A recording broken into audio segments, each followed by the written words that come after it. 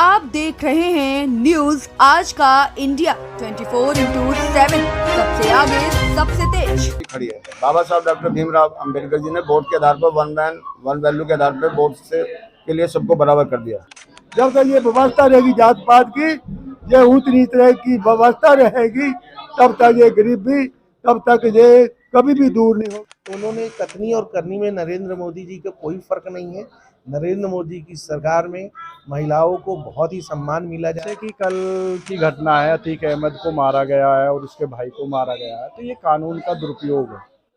नमस्कार, मैं हूं जूही श्रीवास्तव और आप देख रहे हैं न्यूज आज का इंडिया। आपको बता दें कि आज हम चिल्ला गांव में मौजूद हैं और आज यहां पर भारतीय संविधान के शिल्पकार डॉक्टर भीमराव अंबेडकर और संतराम जी की 132वीं जयंती का समारोह मनाया जा रहा है। और यहाँ पर आज हमारे साथ मौजूद है राष्ट्रीय प्रजापति महासंघ के अध्यक्ष सुरेंद्र जी। इनसे बातचीत करते हैं और जानते हैं इनके विचारों को कि संविधान को लेकर और समानता को लेकर और शिक्षा को लेकर इनके क्या विचार हैं।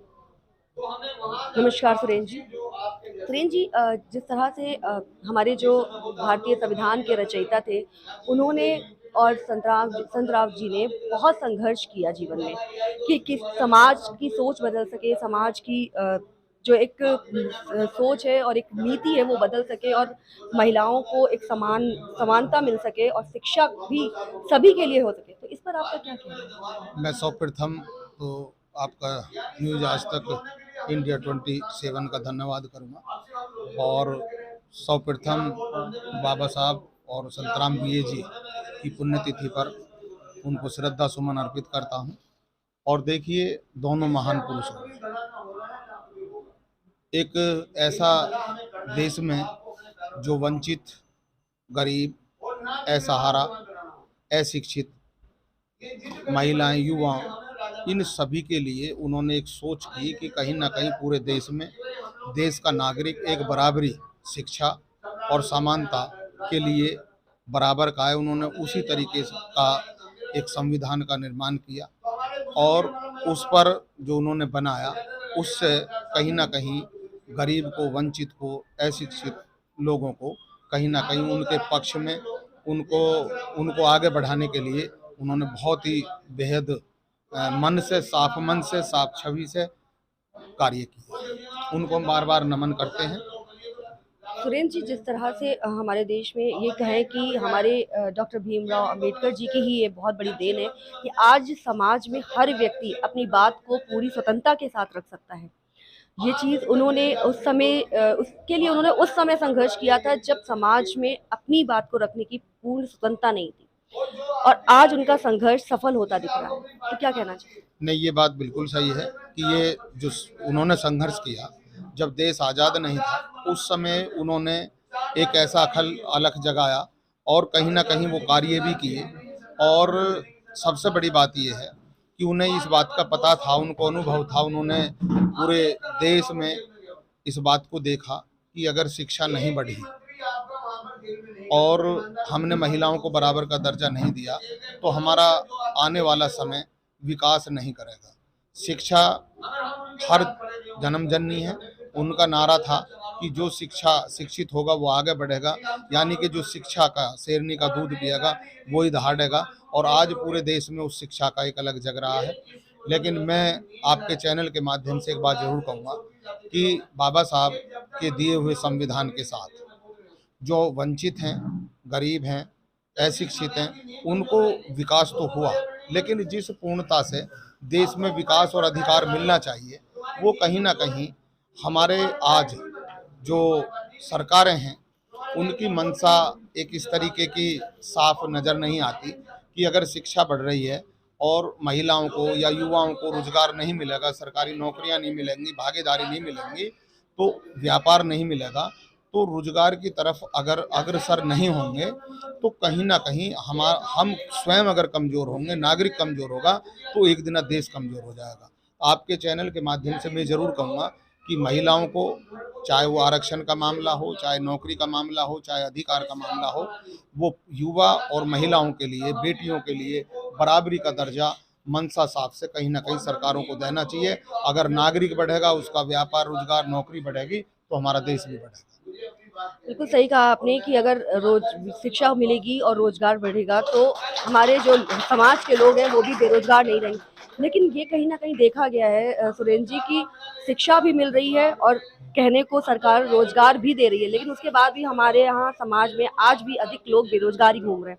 इसके लिए आप सरकार से क्या कहना चाहेंगे? देखिए, सरकार से कहने की बात यह है कि अभी हम सरकार से बिल्कुल खुले मन से भी कहेंगे, सितंबर माह में राष्ट्रीय प्रजापति महासंघ के तत्वाधान में प्रजापति समाज की और अति पिछड़ी जातियों की जितनी भी सहयोगी संस्थाओं के माध्यम से हम दिल्ली में एक धरना प्रदर्शन कर रहे हैं। और मूलतः उसमें हमारी मांग होगी कि जातिवार जनगणना के आधार पर हमको बराबरी का आरक्षण मिले, वर्गीकरण मिले, हमको आईएएस पीसीएस की जो नौकरियां हैं उसमें बराबर का आरक्षण मिले, हमारी शिक्षा और स्वास्थ्य निःशुल्क हो। अगर हमारी शिक्षा निःशुल्क होगा, स्वास्थ्य निःशुल्क होगा, तो कहीं ना कहीं हम युवा और बेटा बेटियों को कहीं ना कहीं पढ़ाने में और उनको आगे बढ़ाने में हर नागरिक को मदद मिलेगी। नौकरियों के लिए भी हम उसमें रखेंगे। और दूसरा ये है कि सबसे बड़ी बात ये है कि अगर उस जो कार्यक्रम होगा उस कार्यक्रम में महा में हम इन सबके प्रतिनिधि लोगों को बुलाएंगे और एक मंच पर एकजुट होकर के पूरे देश में एक ऐसा ऐतिहासिक कार्यक्रम करेंगे कि हमारी मांगे जो हैं वो कहीं ना कहीं सरकार मानने पर मजबूर होगा। और इन युवाओं के लिए, बेटियों के लिए, महिलाओं के लिए, ओबीसी के लोगों के लिए हम एकजुट होकर के मांगने का काम करेंगे और इसमें सरकार को अपनी बात कहने का काम करेंगे। बहुत बहुत धन्यवाद सर आपका। इनसे बातचीत के दौरान इन्होंने हमें ये बताया कि जिस तरह से डॉक्टर भीमराव अंबेडकर ने कुछ वर्षों पहले यानी कि सन 1936 में एक संघर्ष किया था कि समाज में महिलाओं को सम्मान मिल सके, शिक्षा मिल सके और समाज की सोच दलितों के प्रति बदल सके, वही संघर्ष अब सुरेंद्र जी का कहना है कि अगर सरकार हमारे बारे में नहीं सोचेगी तो वही संघर्ष दोबारा से जिस सितंबर के महीने में जंतर मंतर पे ये और इनके सदस्य इकट्ठे होकर सरकार के सामने अपनी बात रखेंगे और उनसे यही कहेंगे कि वही मान्यता, वही सम्मान हमें दिया जाए जो जिसके लिए डॉक्टर भीमराव अंबेडकर ने 1936 में संघर्ष किया था।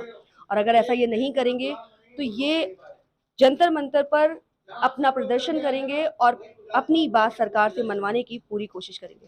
बाकी सितंबर के महीने में जंतर मंतर में भी इनसे मुलाकात होगी और आगे की जानकारी हम आपको दिखाते रहेंगे। तब तक बने रहिए हमारे साथ और देखते रहिए न्यूज़ आज का इंडिया।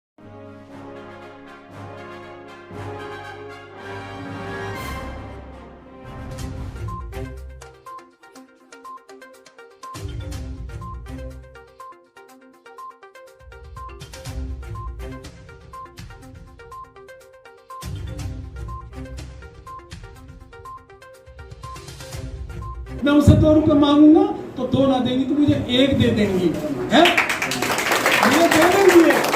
मैं चाहे वो सिर मार लूं, सिर फोड़ लूं, अगर वो बोलने की तो दूर वो बक्कार भी जाए और मेरा सिर लहूलुहान हो जाएगा, फोड़ते फोड़ते जीवन निकलगा। पूरी दुनिया में समय गुजरगा, हमारे मेरे दादा भी परदादा भी सारी नगर कोट देवी धोखते चले गए दुनिया से। लेकिन किसी ने आकर के ये कहा कि हाँ तेरे दादा ने इतने दिन मेरी सेवा की, तू मांग मेरे से क्या मांगता, उस पूरन के पोते। लेकिन मेरी मांग भी मेरे साथ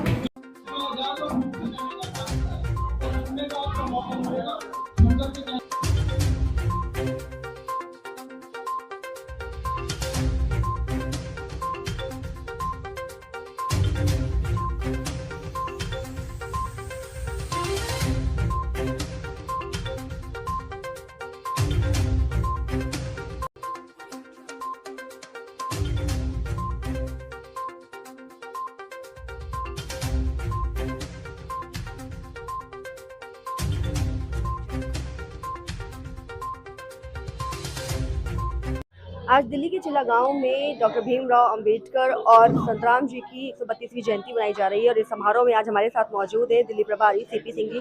पहले चलते हैं इनके विचारों को जानते हैं। नमस्कार सर। सर, जिस तरह से अभी आपने मंच पर ये बोला कि समान शिक्षा सबको मिलनी चाहिए, क्या कहना है आपका इसमें? देखिए, देश के अंदर आज़ादी के 75 साल बीत चुके हैं और इस देश के अंदर जो गैर बराबरी है वो आज भी खड़ी है। बाबा साहब डॉक्टर भीमराव अंबेडकर जी ने वोट के आधार पर वन मैन वन वैल्यू के आधार पर वोट से के लिए सबको बराबर कर दिया। और जब उन्होंने देश का संविधान सौंपा तो उन्होंने कह के सौंपा कि मैंने तुम्हें वोट के आधार पर तो राजनीति में बराबर कर दिया, मगर यदि तुम अपनी सरकारें नहीं बनाओगे तो तुम सामाजिक स्तर पर, आर्थिक स्तर पर गैर बराबर की जिंदगी जियोगे। तो आज आज़ादी के 75 साल के बाद भी वही चीज़ देखने के लिए मिल रहा है, क्योंकि उन लोगों ने, जो कमज़ोर लोग हैं, जो 100 में से 85 लोग हैं, उनको हमेशा कमज़ोर रखने की उनकी सोच रही है। और उन्होंने सबसे पहले जो कुठाराघात किया है किसी भी जाति, किसी भी देश, किसी भी धर्म की यदि रीढ़ की हड्डी तो शिक्षा है। तो शिक्षा को कमज़ोर करने का काम किया, क्योंकि उनके बच्चे कॉन्वेंट स्कूल में पढ़े हैं, विदेश में पढ़े हैं, और जो गरीब के बच्चे वो सरकारी स्कूल में पढ़ते हैं, जिनकी दयनीय स्थिति आज तक भी है, 75 साल की आज़ादी में भी है। तो स्कूल में पढ़ाने के लिए बोर्ड तक नहीं है, छतों मतलब स्कूल की छत नहीं है, लोग टेंट में पढ़ रहे हैं, किसी पेड़ के नीचे पढ़ रहे हैं। तो ऐसी सरकारों को क्या फायदा है? जब तक ये समान शिक्षा नहीं करेंगे इस देश के अंदर, जब तक मतलब ये देश का भला नहीं होगा। यदि देशों ने तरक्की की है तो एजुकेशन के माध्यम से, शिक्षा के माध्यम से किया, विज्ञान से किया, मगर ये भागकर भगवान के चक्कर में लगे, इससे कोई भला होने वाला नहीं। सर, एक तरफ आप शिक्षा की आपने जो बात कही है बहुत अच्छी थी, लेकिन जहाँ जिस तरह से देश हमारा विकास कर रहा है, वहीं कहीं ना कहीं आज हमारे देश में, हमारे समाज में बेरोजगारी बढ़ती जा रही है। उसके लिए आप क्या कहेंगे? बेरोजगारी तो देखिए जानबूझ के इस देश के अंदर बढ़ाई जा रही है, क्योंकि उनका जो सोच है, यदि इस देश के अंदर बाबा साहब ने जितने डिपार्टमेंट बनाए थे, जब संविधान लिखा तो उन्होंने यहाँ पर सरकारी नौकरी का प्रावधान किया, जिससे लोगों को रोजगार मिला। मगर इन लोगों ने जिनको हमने आज तक राजा बनाया 75 साल में, इन्होंने धीरे धीरे सरकारी डिपार्टमेंट को प्राइवेट सेक्टर में पहुंचा दिया है। अब वो ठेकेदारी प्रथा पे उन्होंने कर दिया, संविदा पे लोग नौकरी कर रहे हैं, तो उनका कोई भविष्य नहीं है। जो आदमी को, जिसको 1 लाख तनख्वाह मिलती थी, वो आज 25,000 में नौकरी कर रहा है। तो उससे मतलब यहाँ समाज का भला नहीं होगा। और जब तक हम लोग सरकारी डिपार्टमेंट को मजबूत नहीं करेंगे, सरकार इस काम में नहीं लगेगी, तब तक मतलब इस समाज की ना गरीबी दूर होगी, ना आर्थिक स्थिति मजबूत होगी, ना ही इनमें परिवर्तन होगा। अब ये देश पतन की तरफ जा रहा है। इसलिए मैं समाज से अपील करना चाहता हूँ कि अपनी वोट की महत्वता को समझें, और एज जो आपका दोस्त या दुश्मन है उसकी पहचान करके वोट डालने का काम करें, और ऐसे लोगों को राजा बनाएं जो मतलब गरीबों के हित में हो। और गरीबों के हित में यदि आज कोई इस देश के अंदर पार्टी काम करी तो बहुजन समाज पार्टी है, जिसने उत्तर प्रदेश में जब 4 बार सरकार बनाई उत्तर प्रदेश में, तो ये साबित भी किया कि वहाँ एक दिन के अंदर 1,08,848 वाल्मीकि समाज के बेटों को एक दिन में नौकरी दी थी, लाखों मास्टरों की भर्ती की, लाखों पुलिस की भर्ती की, सारा बैकलॉग पूरा किया। तो वहाँ रोजगार देने का काम किया तो लोगों का भला हुआ। यहाँ तक भी कर दिया कि यदि मतलब जो ना ठेके मिलते हैं तो उसमें भी उन्होंने रिजर्वेशन सेट कर दिया कि ओबीसी को इतना % मिलेगा, SC को इतना मिलेगा, अपर कास्ट को इतना मिलेगा, यानी सबको समान मतलब करने की बात वहाँ पे की। तो ये तभी होगा जब गरीबों के हित की सरकारें बनेंगी। तो मेरी अपील है आपके चैनल के माध्यम से कि यदि मेरी बात को लोग समझें तो भाई अपने वोट की कीमत समझ के दोस्त दुश्मन की पहचान करके, जिन लोगों ने 75 साल में आपका भला नहीं किया, चाहे वो कांग्रेस है, चाहे वो बीजेपी, अब एक खामोखा पार्टी और बनी है जो आज भ्रष्टाचार की बात करती है, सबसे ज्यादा भ्रष्टाचार में लिप्त है, तो ऐसी पार्टी को छोड़कर अपनी पार्टी को मजबूत करना पड़ेगा, जो गरीबों की पार्टी है, बहुजन समाज पार्टी।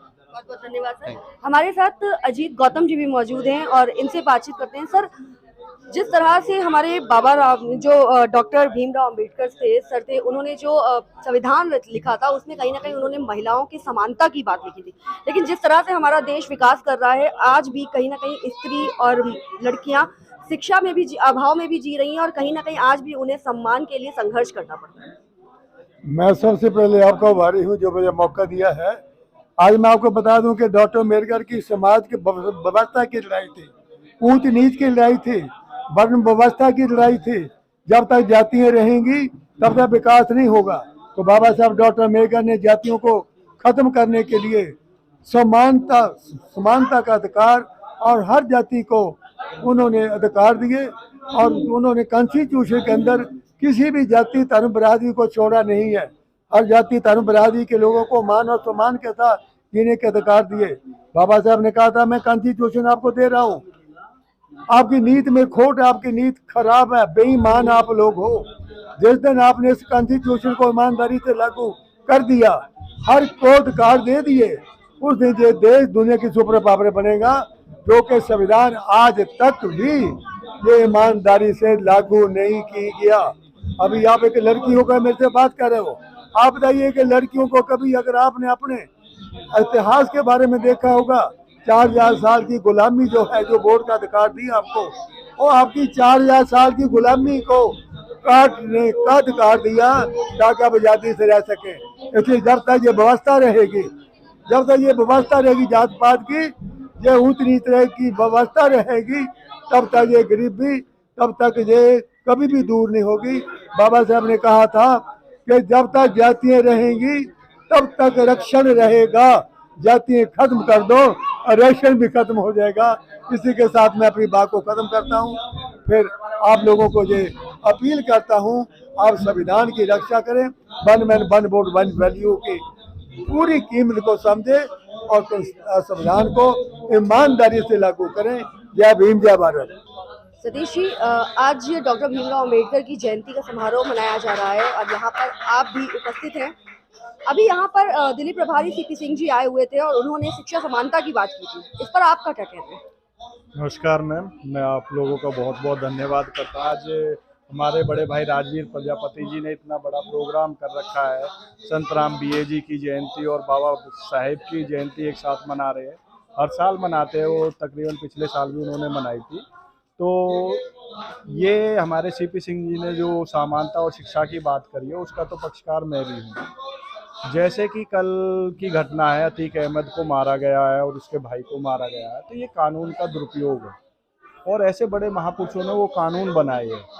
तो ये हमारी समानता का अधिकार नहीं है। आप अपने जरा से लालच के लिए, कुछ मैसेज देने के लिए कानून का दुरुपयोग कर रहे हो। कभी पुलिस से मरवाते हो, कभी कोई अपना बीच में आदमी भेज के लोगों को मरवा देते हो। तो ये कानून का अपमान है और इन महापुरुषों का अपमान है। ये समानता की कहीं से कहीं तक बात नहीं है। और हमारे सीपी सिंह जी ने एक ही बात ही बोली है, भाई समानता और शिक्षा, हर व्यक्ति को शिक्षा जरूरी है जो फ्री में मिलनी चाहिए। और मेरे हिसाब से स्वास्थ्य भी एक ऐसी हमारी ज़रूरत है जो सबको फ्री में मिलना चाहिए। ये दो मूल सुविधाएं हैं जो इंसानियत के तौर पे हमें हर किसी को फ्री देनी चाहिए। मैं इनका पक्षकार हूँ और सीपी सिंह जी का मैं समर्थन करता हूँ इस बात। आज डॉक्टर भीमराव अंबेडकर की 132वीं जयंती में हमारे साथ मौजूद हैं बीजेपी से मंडल प्रभारी इंद्रेश शर्मा जी और साथ ही मौजूद हैं यहाँ के पार्षद संजीव जी। तो सबसे पहले इंद्रेश जी, आपसे मेरा पहला सवाल ये है कि अभी कुछ देर पहले यहाँ पर दिल्ली प्रभारी, मतलब दिल्ली के प्रभारी यहाँ पर मौजूद थे और उन्होंने ये बताया कि अभी भी जिस तरह से देश विकास की तरफ बढ़ रहा है, लेकिन महिलाओं की समानता की बात करी तो जाती है, लेकिन महिलाओं को सम्मान दिया नहीं जाता। क्या कहना चाहिए? ऐसा नहीं है। महिलाओं से आप अगर 20 साल पहले जाएंगे और जिस समय कांग्रेस की सरकार हुआ करती थी, उस समय महिलाओं का क्या हाल था ये पता है। कोई भी आदमी आके महिलाओं से कोई किसी प्रकार की बदतमीजी कर देता था। आज हमारा शासन कानून इतना सख्त है कि महिलाएं जरा सी भी कहीं कोई कंप्लेंट कर दें किसी के बारे में भी, तो तुरंत उस पर एक्शन लिया जाता है। नो टॉलरेंस, बिल्कुल जीरो टॉलरेंस की नीति पे चलते हैं। कोई भी महिलाओं पे अत्याचार होता है, कहीं भी महिला आयोग या कहीं भी थाने में कहीं भी सुनवाई हो, हमारे तुरंत कार्यकर्ता पहुंचते हैं। किसी प्रकार की कोई परेशानी हो, महिलाओं को सबसे पहले भाजपा ने अग्रसर रखा है, बाकी पार्टियों ने महिलाओं की आवाज़ को दबाया है। सर, आपसे मेरा ये सवाल है कि आज यहाँ पर महिला शिक्षा की भी बात हुई थी और ये कहा गया था कि आज के समय में राजा को बदलने की ज़रूरत है, क्योंकि इस समय जिनका राज्य चल रहा है उस माहौल में, उस राज्य में शिक्षा को समानता के रूप से नहीं देखा जाता है। नहीं, दिल्ली की बात कर रहे हैं या देश की बात कर रहे हैं? नहीं, हम देश की भी बात कर रहे हैं और दिल्ली की भी बात कर रहे हैं। देखिए, देश की जहाँ तक की बात है कि नरेंद्र मोदी जी के सरकार में महिलाओं को सर्वोच्चतम वो दिया गया है। कहीं भी मान सम्मान में किसी प्रकार की कमी नहीं है। महिलाओं को शिक्षा के माध्यम से, जैसा मैंने कहा कि उनकी नीति है बेटी पढ़ाओ बेटी बचाओ, यानी कि जो बेटी बचाओ का मतलब ये है कि जो महिला, जैसे गर्भवती महिला को पता चलता था कि हमारी बेटी है तो उसको भ्रूण हत्या जिसको बोलते कर देते थे, तो बेटी बचाओ।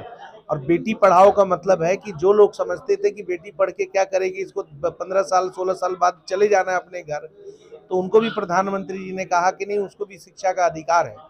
और रही बात नरेंद्र मोदी जी के, उसको नरेंद्र मोदी जी ने सार्थक किया है अपने कैबिनेट में। जो सर्वोत्तम जो पद है वो महिलाओं को दिया हुआ है। देखिए, आज कौन है महिला है जो देश की पूरी अर्थव्यवस्था संभाली पड़ी है, देश की महिला चला रही है। तो उन्होंने कथनी और करनी में नरेंद्र मोदी जी का कोई फर्क नहीं है। नरेंद्र मोदी की सरकार में महिलाओं को बहुत ही सम्मान मिला जा रहा है और जो नीति उनकी है उस पर वो काम कर रहे हैं। सर, उत्तर प्रदेश में बीजेपी ने जैसे टिट फॉर टैट का चलन चलाया है कि ना गलत करेंगे और ना गलत करने देंगे, अभी हाल ही में इसका नमूना सामने आया है, क्या कहना चाहेंगे? बहुत बढ़िया किया है उन्होंने, हम तो उसका उदाहरण भी दे रहे हैं और ऐसे ही सभी सरकारों को उनको करना चाहिए। जब उन्हें योगी जी ने बुलडोजर चलाया तो लोगों ने बुलडोजर बाबा नाम लग के जगह जगह बुलडोजर चलाना शुरू कर दिया। तो सरकार से अगर किसी को ज्ञान लेना चाहिए, शिक्षा लेना चाहिए, तो उत्तर प्रदेश की सरकार योगी बाबा से लेनी चाहिए। आज दिल्ली में देखिए सरकार के क्या हालात हैं, शराब पिला रहे हैं लोगों को, शराब माफिया बन गए हैं लोग। कोई मंत्री इनका जेल में, दिल्ली का उप मुख्यमंत्री जेल में है, दिल्ली का जो पीडब्ल्यूडी मिनिस्टर जेल में है, मसाज करवा रहे हैं। एक इनका एमएलए, कुछ दिन पहले आपने सुना होगा, राशन कार्ड बनाने महिलाओं पर अत्याचार करने के जुर्म में उनके ऊपर केस दर्ज है। दूसरे इनके जो विधायक है जिनको सर्वोच्चम पद से ये लोग माला पहना रहे हैं, ऐसे अपनी प्रेग्नेंट बीवी पे कुत्ता छोड़ने का काम किया। इनकी महिलाएं सेफ नहीं है। अभी इनकी जो महिला आयोग की जो अध्यक्षा है स्वाति मालीवाल, उन्होंने अपने पिता पे आरोप लगाया, अपने स्वर्गीय पिता पे, कि मेरे पिता मेरे यौन अत्याचार करते थे। तो जिसमें खुद ही नैतिकता नहीं बची है वो दूसरों को नैतिक पाठ क्या पढ़ाएंगे? ऐसे सरकार को जाना चाहिए। और मैं आपको बता रहा हूँ कि आप थोड़े दिन और वेट करिए, समय नहीं दूंगा आपको, लेकिन थोड़े दिन और वेट करिए।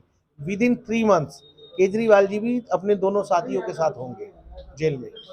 बहुत बहुत धन्यवाद सर। जैसा कि संजीव जी ने और इंद्रेश शर्मा जी ने कहा कि ऐसा नहीं है कि देश में विकास नहीं हो रहा, विकास भी हो रहा है और महिलाओं को समाज में समानता भी मिल रही है।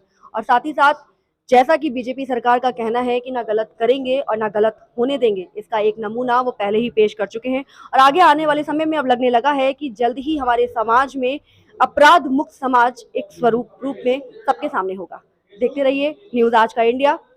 मैं जूही श्रीवास्तव, दिल्ली। आप देख रहे हैं न्यूज़ आज का इंडिया 24/7, सबसे आगे सबसे तेज।